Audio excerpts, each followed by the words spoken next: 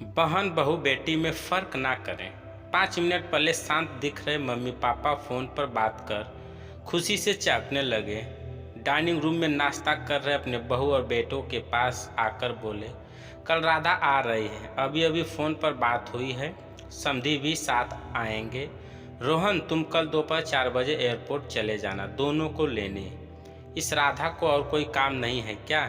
जब देखो तब आ जाती है यहाँ पर। मैं नहीं जा पाऊँगा, मुझे और भी ज़रूरी काम है। क्या वो टैक्सी करके नहीं आ सकती यहाँ तक? रुस्मदी गुस्साई आवाज़ में बोल पड़ा।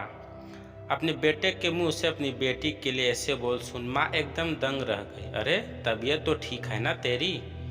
कैसी पागलों की तरह बात कर रहा है? घर में 2 गाड़ियाँ होते हुए बहन को टैक्सी में आने के लिए कहता है। माँ बोली, रहने दो, मैं खुद जाकर ले आऊँगा अपनी बेटी को, करने दो उसे अपना काम।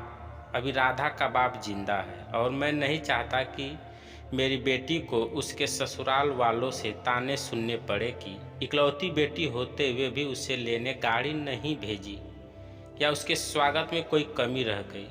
पापा ने बेटे को अपनी नाराज़गी जताते हुए कहा, आप दोनों समझते नहीं हो मम्मी पापा, वो जब भी इस घर में आती है तो सारी दिनचर्या बिगाड़ देती है। वो तो आराम से बैठी रहती है किसी महारानी की तरह, हम सबको उसकी आवाभगत में लगना पड़ता है। मेरी पत्नी का तो पूरा दिन ही दीदी और जीजा जी के आगे पीछे उनके आर्डर पूरा करते हुए निकल जाता है। गुस्से से रोहन बोला, आज क्या हो गया है तुझे? कैसी बहकी बहकी बातें कर रहा है? बहन है तेरी, कोई पराई तो नहीं है।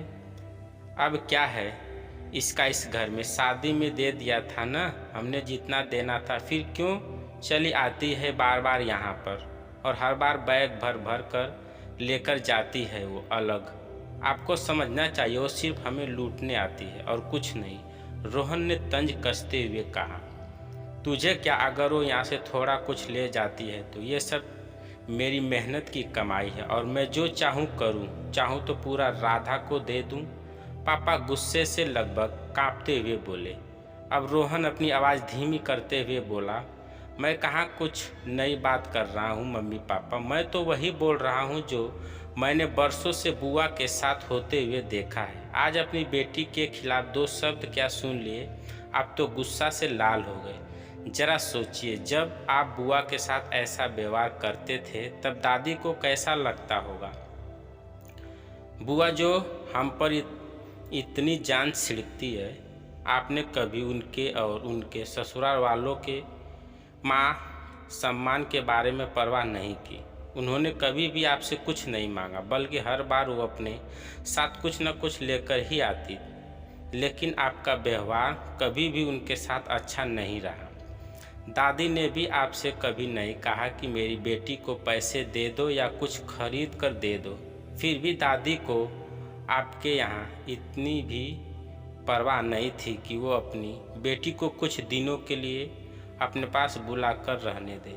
अपनी बेटी का ऐसा अपमान वो सहन नहीं कर पाई, इसलिए वो गांव में पुराने घर में अकेली रहने चली गई।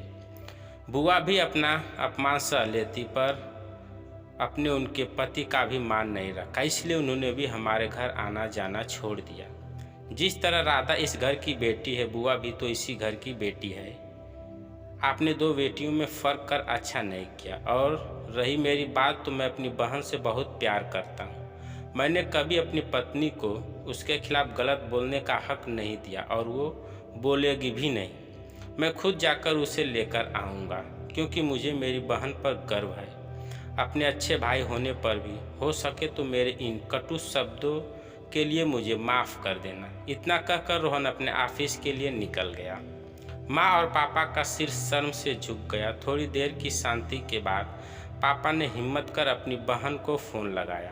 बहन ने फ़ोन उठाते ही वो फूट फूट कर रो पड़े और बोले, दीदी हमें माफ़ कर दीजिए, हमने इतने साल आपके साथ जो भी दुर्व्यवहार किया उसके लिए हम सच में शर्मिंदा हैं। दीदी आपकी बहुत याद आ रही है, आप अपने घर आ जाइए हमसे मिलने, अगर आप कहें तो मैं आ जाता हूँ आपको लेने।